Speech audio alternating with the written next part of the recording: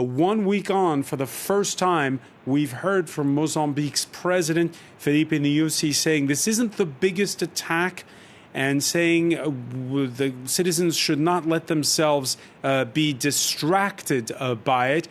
Your thoughts on the president breaking his silence after a week? Okay, I don't know the reasons why he has been silent, so I'm not going to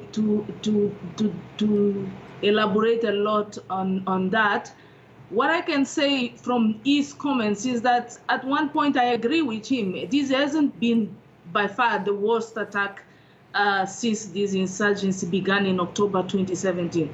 We have had worst episodes. We might have had, depending on what we see at the end of this siege, a bigger number of casualties. What is different about the Palm attack is that it, for the first time, it killed foreigners and in a significant number. And it also happened near a major project from a large multinational group, which is Total. And that might have called the attention of the international media, and therefore all eyes are on Mozambique at the moment. But this conflict has started it's going to 4 years in October this year. And since it started, we are talking about almost 2,000 people dead. We are talking about 500,000 people that have been displaced. We are talking about a huge humanitarian crisis that the United Nations is struggling to fundraise to sustain. And we are talking about serious human rights abuses from all the sides. It's not just by the gunmen that is also called Al-Shabaab, but also from security forces.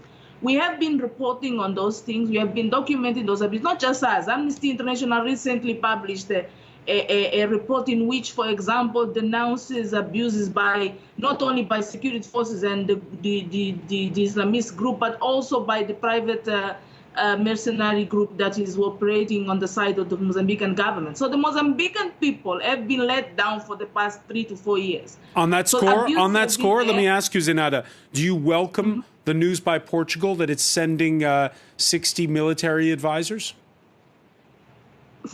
For as long as that mission would mean to help the Mozambican forces to respect human rights, then it's welcome. Anything that is not that, then it will be concerning. And the reason why I think it's welcome if it focuses on human rights is because at some stages we believe strongly that some of the misbehaving of the security forces has to do with lack of preparation.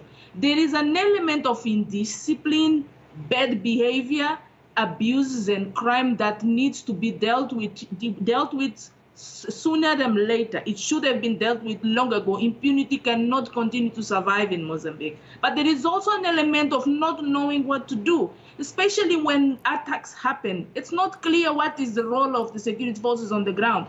In 3 to 4 years, we have interviewed hundreds of people, and none of them has been able to tell us what were the security forces doing for them on the ground. So clear the Mozambican forces need to learn not only to respect human rights of detainees and civilians and everybody else that is on the ground, but also needs to learn how to help people who are running from the attacks, how to get them to safety, how to bring help to them wherever they are, how to lead them to the areas that are safe. And we haven't seen that happen. What we see is that huge numbers of people, and we are talking about hundreds and thousands of people, whenever there is attack, finding ways to safety on their own, going through the bushes on their own, staying for days disappeared without their families knowing their whereabouts. And when they arrive finally at their locations, they struggle still to find the basic things like shelter,